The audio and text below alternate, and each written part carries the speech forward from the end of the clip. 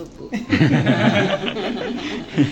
Ya, kalau melihat dari angka pernikahan dini ataupun yang di bawah 19 ya yang harus mendapatkan dispensasi nikah begitu, justru mengalami penurunan. Jadi kita sudah menurun gitu. Memang waktu itu sempat meningkat ketika masa Covid, tetapi kemudian dari tahun ke tahun sudah menurun.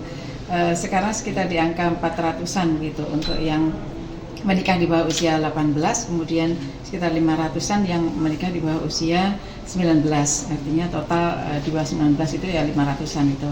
Dan karena untuk bisa mendapatkan rekomendasi dispensasi kan sekarang harus melalui pendampingan dari pusat pembelajaran keluarga di kabupaten dan kota masing-masing begitu, sehingga keluarga yang baru akan terbentuk ini nanti akan terdampingi terus ketika sudah menikah nantinya. Dan karena sebagian besar masih usia muda tadi ya, masih usia remaja termasuk diantaranya, dan sebagian besar juga karena kehamilan yang tidak diinginkan, yang terpaksa kemudian diperbolehkan untuk menikah begitu, nanti akan terdampingi selalu terus gitu oleh petugas-petugas dari puspaganya masing-masing domisilinya.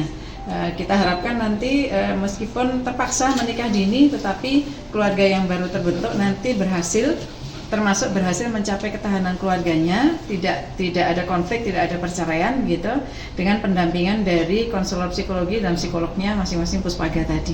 Memang secara aturan kemudian ini sudah semakin bagus ya, untuk mendapatkan dispensasi harus ada assessment dan pendampingan dari puspaga. Nah itu maka akan terdampingi terus untuk memastikan mereka nanti baik-baik saja keluarganya. Ini usia SMP, SMA atau apa? SMP ada, SMA ada. Kita masih prihatin dengan pergaulan bebas juga yang mengakibatkan kemudian mereka mengalami kehamilan yang tidak diinginkan dan kemudian terpaksa menikah di usia dini. Nah, meskipun kabupaten kota sebetulnya masing-masing sudah memiliki perwal dan perbuk untuk pencegahan perkawinan usia anak begitu. Tetapi untuk implementasinya memang perlu penajaman lagi di dalam program-programnya sehingga nantinya tepat sasaran gitu, untuk menghindarkan remaja-remaja kita dari pergaulan bebas dan kemudian terpaksa harus menikah dini tadi. Untuk daerah ininya Bu, angka pernikahan dini di daerah yang terbesar sampai ke paling tinggi selalu di Sleman. Kebetulan Sleman, kemudian kalau tidak salah Bantul, baru kota. 3 tertinggi itu selalu begitu. Tetapi ini juga ada fenomena yang meningkat untuk Gunung Kidul gitu ya.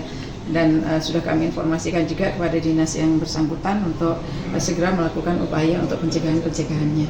Meskipun kalau dari tahun ke tahun tadi menurun ya untuk DIY dispensasi nikahnya. Bu, kalau pernikahan dini itu paling berpengaruh buat IKG itu Bu, apa ada faktor yang berpengaruh banget? Ya, pengaruhnya terutama di sisi pendidikan ya, karena dikhawatirkan mereka tidak bisa lulus SMA begitu ya.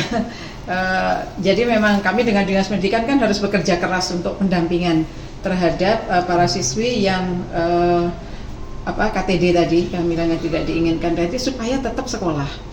Entah itu nanti dengan kejar paket atau tetap di sekolahnya tetapi kemudian bisa online ketika masa hamil tadi dan kemudian melahirkan. Nanti setelah melahirkan mereka kembali ke sekolah. Jadi harapan kita wajar 12 tahun tetap bisa dilakukan oleh para siswi yang mengalami kendala ini. Dan untuk yang siswanya, karena pasangannya juga banyak yang masih pelajar begitu, dan tetap melanjutkan sekolahnya sampai selesai. Nah, harapan kita kan nanti meskipun mereka berkeluarga dan masih menikah ini, nanti akan didampingi selain oleh konselor psikologi dan psikolog puspaga tadi, juga puspaga juga akan mendampingi keluarga dari masing-masing pasangan ini. Jadi keluarga masing-masing tetap harus mensupport karena mereka masih sangat dini ya, masih remaja begitu, sehingga pendidikannya tetap bisa jalan terus, kehidupan ekonomi mereka masih tertopang oleh keluarga masing-masing gitu. Ya bagaimanapun kan ini tetap harus berjalan baik ya, sehingga keluarga yang baru terbentuk dari pernikahan usia dini ini tidak menjadi keluarga miskin baru dan juga tidak melahirkan anak-anak yang stunting. Nah itu penting sekali. Bu, buat mempertahankan IKG yang paling rendah se-Indonesia itu selain pernikahan dini, apa yang dilakukan Bu? Kemarin sebetulnya yang untuk angka legislatif perempuan ya, kita sudah all out gitu. Semua komponen di DIY ini sebetulnya sudah bergerak bersama-sama untuk bisa meningkatkan keterwakilan perempuan di parlemen atau di DPR provinsi maupun di DPR DIY maupun di DPR kabupaten dan kota. Kita juga sudah menggandeng perguruan tinggi juga sudah menggandeng mojok.co untuk penginformasian untuk indeks ketimpangan gender DIY alhamdulillah paling kecil senasional. Dan kalau kita lihat tadi perangkaannya begitu ya, selisihnya juga lumayan signifikan dengan provinsi-provinsi lainnya. Sehingga sebetulnya ini merupakan kerja semua pihak Bapak Ibu, karena bagaimanapun terkait dengan pemberdayaan perempuan ini itu terkait dengan banyak sekali sektor, lintas sektor sekali gitu. Dan indikator-indikator atau variabel-variabel pembentuk dari IKG sendiri itu kan melibatkan dari sisi kesehatan, selain dari sisi pemberdayaan, ketenagakerjaan dan pendidikan. Sehingga semua yang terlibat meskipun tidak langsung terlibat dengan variabel, tetapi juga menjadi pendukung dari masing-masing capaian variabel yang DIY ini termasuk bagus gitu. Dan memang di antara beberapa variabel tadi sudah disampaikan Ibu Erung, Ibu Kepala BPS, ada 3 variabel utama yang membuat DIY kemudian menjadi paling kecil senasional tadi. Terkait dengan kesehatan reproduksi kita sudah cukup bagus, bahkan ada yang angkanya 0 tadi ya, artinya memang ibu-ibu yang melahirkan itu semua di fasilitas kesehatan. Kemudian di sisi pendidikan juga kita paling atas semuanya, karena siswi-siswi kita atau perempuan kita di DIY ini pendidikannya jauh lebih bagus, sudah di atas SMA juga. Nah, mungkin memang yang perlu menjadi perhatian adalah pada persentase keterwakilan legislatif di DIY, dan seperti tadi disampaikan Bu Heru, kami juga deg-degan Bu hasil pemilu tahun ini begitu nanti sangat mempengaruhi pada capaian IKG tahun depan di 2024, dan menurut pantauan kami memang tampaknya menurun gitu dibanding perolehan pemilu sebelumnya.